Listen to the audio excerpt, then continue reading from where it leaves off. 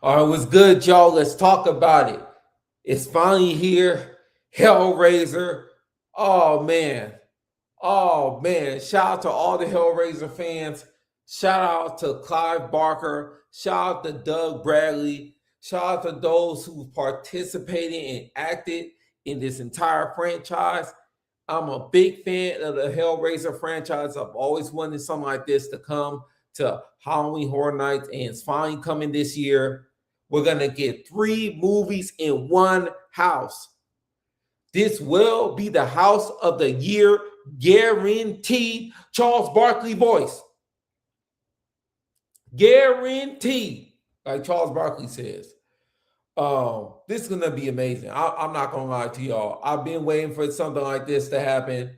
You know, I got my Terrifier last year. Now I'm gonna get Hellraiser this year. At first, when I heard the rumors, I think it was early November, maybe December. I didn't really believe too much into it. I was just more of a wait and see approach.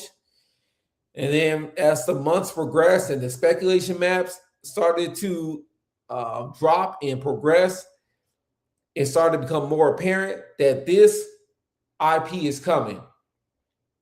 So, like I said, I'm ecstatic about it. I'm really happy about it. So now let's get straight to the trailer. Yeah, let's get to that trailer. Uh-huh.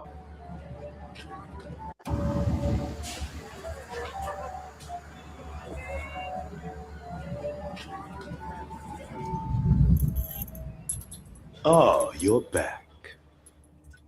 The trick of the game is knowing when to quit. 'Cause once you're hooked, you've already lost. Unleash Hellraiser, one nightmare of many, only at Universal Halloween Horror Nights.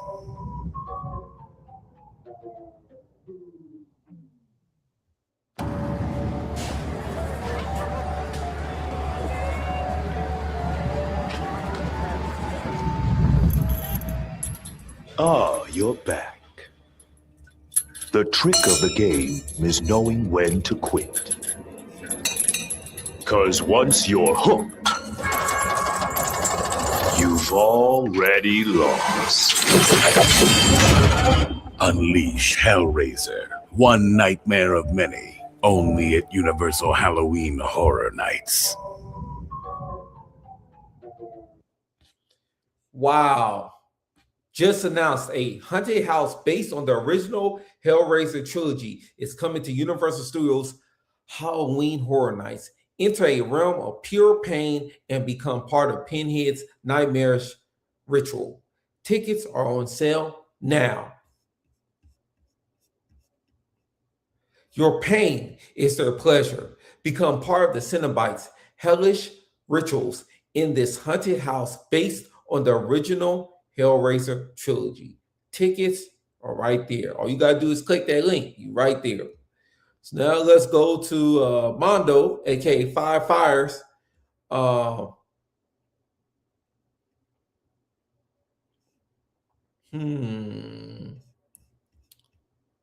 Let's see.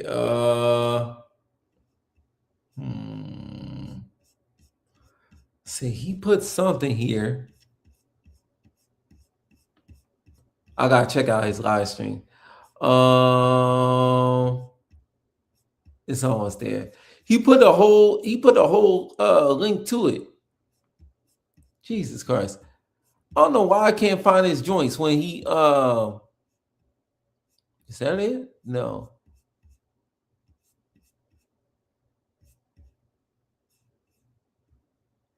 All right, let's just go to what John Murdy said.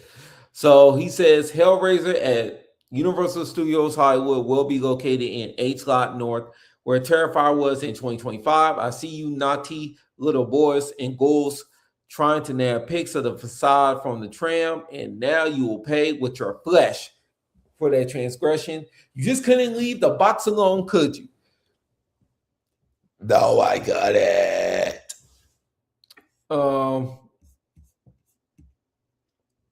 Oh, that's a funny meme. I used to pray for times like this.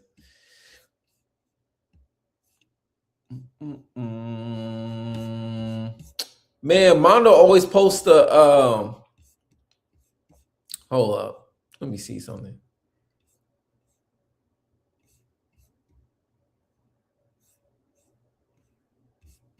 No. I wanted to give y'all more of a description. Let me see.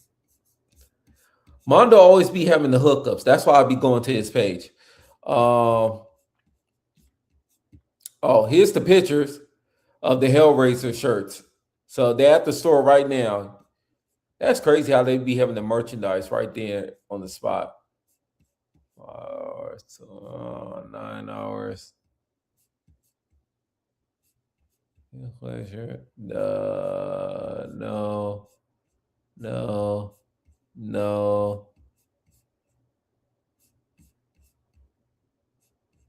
Almost there. Okay, I found it. Y'all. See, this is what happens when you never give up. All right, I'm gonna read it for y'all. So this is, I forgot what article this is from. Probably Variety or Deadline, one and two. All right, so here we go. This is at the Cali Bay, aka Five Fires, aka Mondo. Hellraiser details.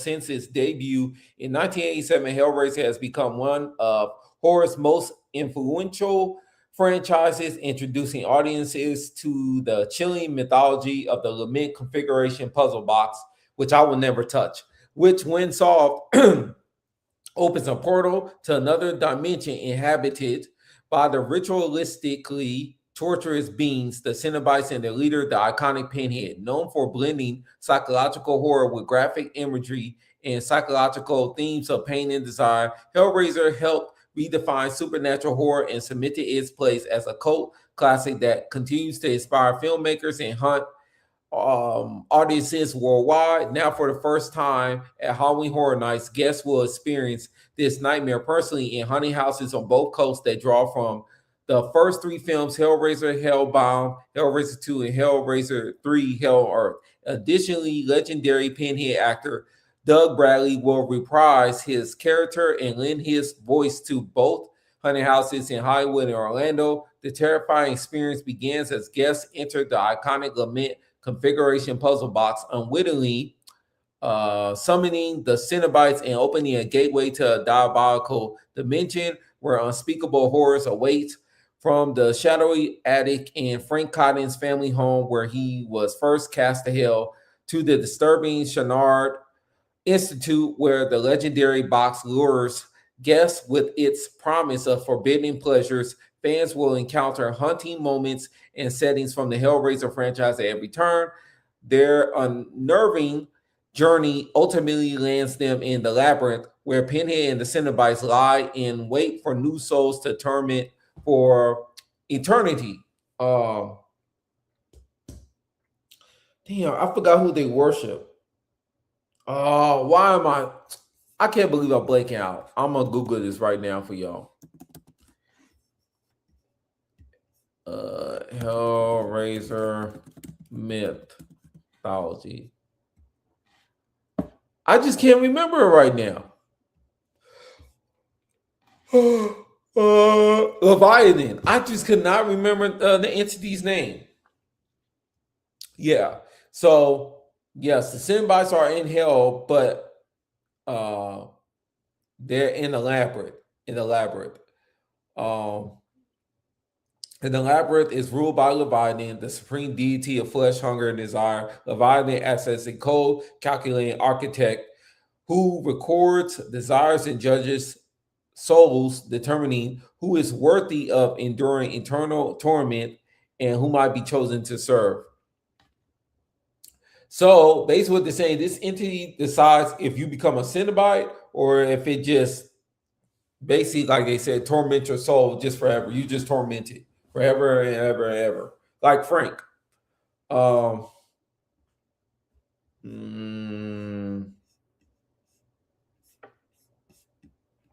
So there's two different puzzle boxes. We're gonna get. Is my face on here? Let me show.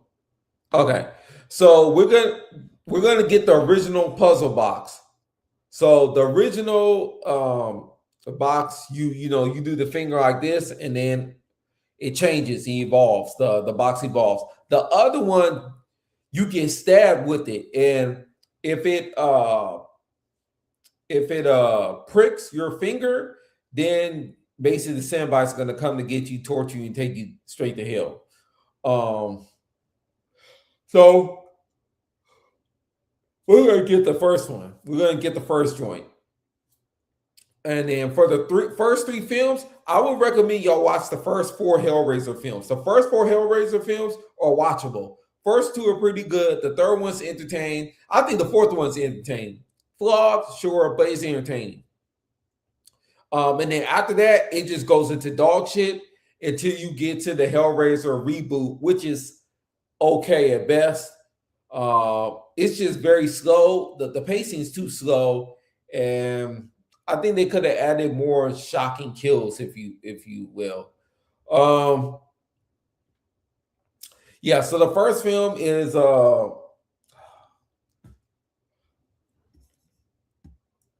let me show y'all. The first film is basically, it involves the family. What, Christy Cotton? So I'm gonna show you the first one. So this is the first joint. Oh yeah, bloody disgusting. See, they're already talking about it. And you can watch it on Tubi. If you don't want to pay or anything like that, go watch the movie on Tubi. All right. So the movie really centers around Christy Cotton. She's the one who unlocks the box once they move in this new house with her father and technically her stepmom. Her stepmom,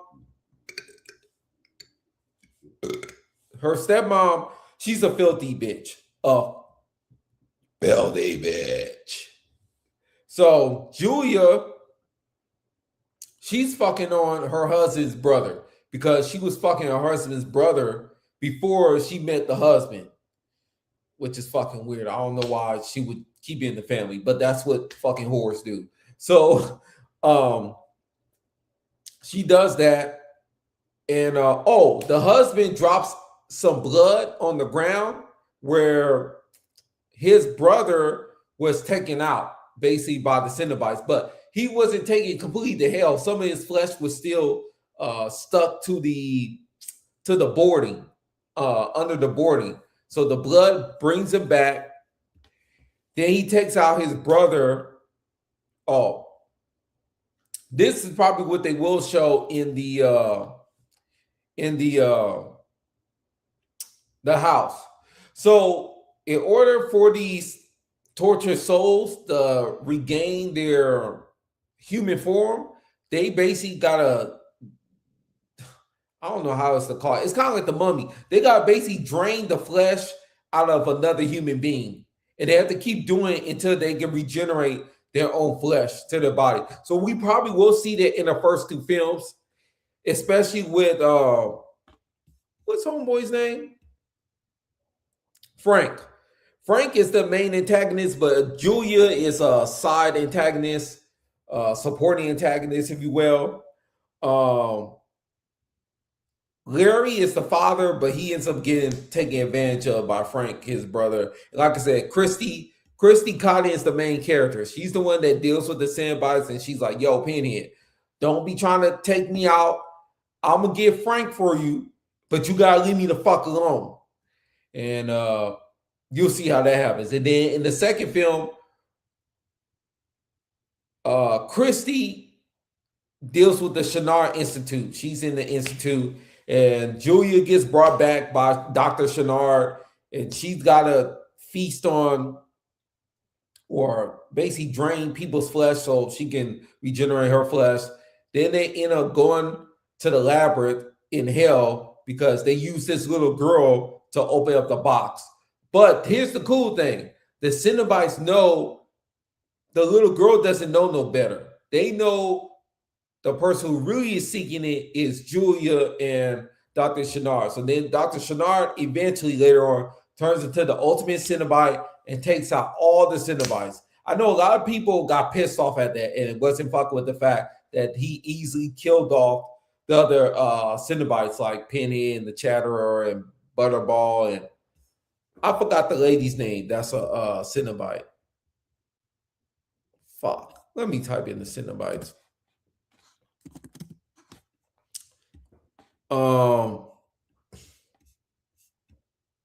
Oh, the cenobites are also known as the Order of the Gash. I always forget that as well.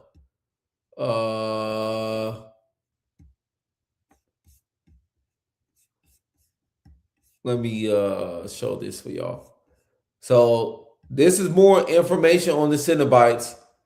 Oh, that's what her name was. Her name was called Deep Throat. Now, listen, you can't. Let me not get freaky on here. I'm not trying to get freaky on here. Okay, I want to make that clear. I'm not trying to get freaky on here, but that's the lady's name. Her name is Deep Throat. Angelique is in the fourth film. I wish we could get Angelique, but she's in the fourth film. But we will get the Chatter. We will get Butterball. Yeah, Deep Throat, and yeah, I definitely will receive some Deep Throat. Anyways, and Pinhead. I'm sorry, y'all. That was too freaky. And Pinhead. He's the Hell Priest. Oh, yeah. Yeah, so we're going to get the 3 film. Oh, so let me go to the third film, y'all. So in the third film, it's Hell on Earth. Let me get the main character, because the characters are different. They're completely different in Hellraiser 3.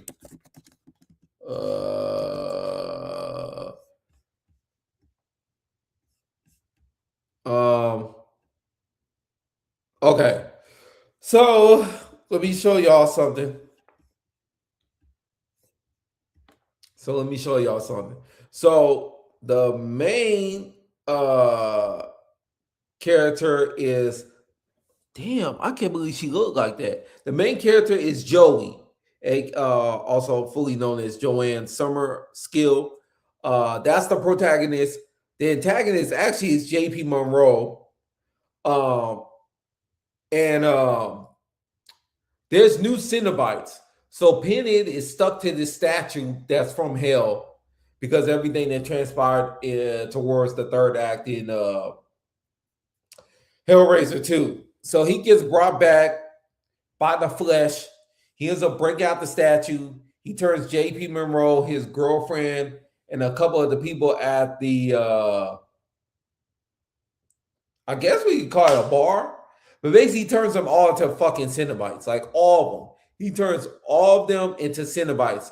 And Joey, she has to go back in time. She's been having flashbacks of her father. I think, yeah, her father. Somehow it's mixed with Pinhead, because before Pinhead became Pinhead, he was in war. He was a soldier, and he ended up stumbling upon the box trying to find a new form of pleasure, and that's how he went straight to hell. And Leviathan figured to make him the priest of hell. So yeah, it's a good film. It's entertaining, but it's more of a slasher film. That's why this house is really a slasher house, because the series ended up becoming more slasher towards the third one. And then the fourth one is in space. So I don't know how to talk about that because that movie's not going to be part of the house. But like I said, the first 4 films are watchable. It goes to dog shit, and then it's okay once it gets to the Hellraiser reboot, which is on Hulu. You can watch it through Disney Plus, I believe. But yeah, that's the gist of it. So the 3 main shared IPs from both coasts that have been announced are Sinners, Stranger Things 5, and now Hellraiser. I can't believe they're doing a trilogy. I'm very curious to what John Murdy's going to say at Midsummer Scream. How did they come up or come to the conclusion they should do a trilogy as opposed to just one house? Because I'm telling you, after this, if they want to bring it back, they would have to either do the 4th film or the reboot. So, but either way, I'm just glad that we get in. So that's pretty much the gist of that. I talked about Not Scary Farm last time. Once again, Creepy Con is coming the weekend of the 12th of July. So if you're in Ontario, pull up to that.